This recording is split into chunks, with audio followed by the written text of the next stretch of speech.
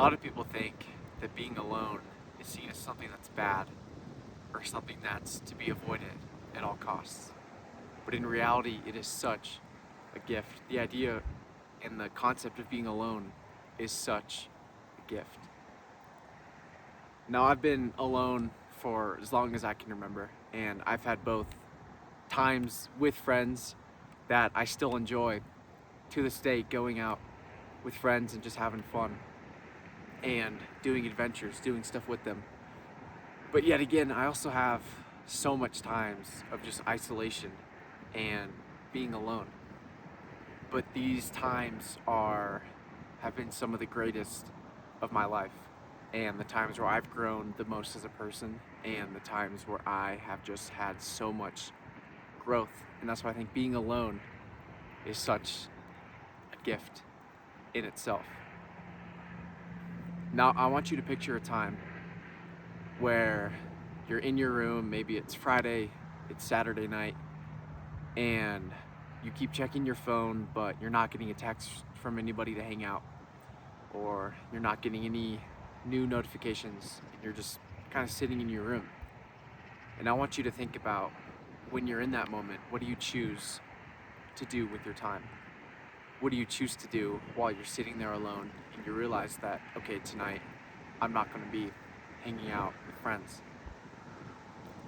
And it's in those moments where growth and isolation are so profound. And those moments are the times where I've had the most growth in my life. For example, today I went fishing and I did it alone. I'm staying at this cabin my brother's working at, and I've been alone all day. But it's what you choose to do when you're alone and when you're not with anybody that brings so much growth to your life. And it's where you learn who you are as a person. And it's where you choose the better hobbies and you choose the better things to do than wasting it. Because these times when you're alone are the times where you can have the most self-growth and the most times to learn about what you want to do in the future, who you want to be, what you want to do, and also just hobbies to learn. So for me, a big part when I'm alone is journaling. This is actually my wallet, and I keep a journal in the wallet where I'll draw, I'll write, and this has just really helped me just to write down stuff.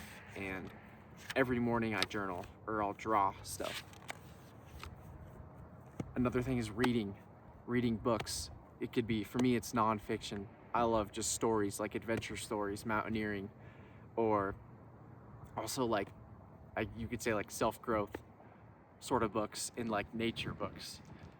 And it could be playing the guitar, could be picking up an instrument, could be crocheting, pottery, could be art, could be anything else that would be so much more worth to your time when you're alone. And it can also just be sitting in silence. That's been a big one for me, is just sitting in silence and thinking. Like this morning I sat right here and I watched the river go by, and I kind of just watched the mountains and just was in my own thoughts. It could be going on adventures. For me, that's hiking mountains. I'm a big mountain hiker. Fly fishing like I did today. And going just on solo trips, camping by yourself. Or another thing I love is cooking by myself, cooking good, healthy, nutritious meals, and just spending time slowing down and eating that. And just eating good food.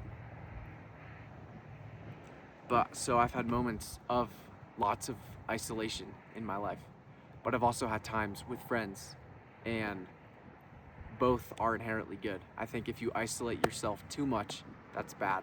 When you become lonely, that's too bad. It's kind of like a happy medium, you know. But it's when you're isolated, what do you do with your time? When you're not with friends, when you're not getting the notifications, when you're not getting the text to hang out. And so that's been a big part of my life, is just being alone and why that is just such a great gift in itself, where you can find who you are and just be yourself, because you're alone. You can do whatever you want. You can be yourself, you know.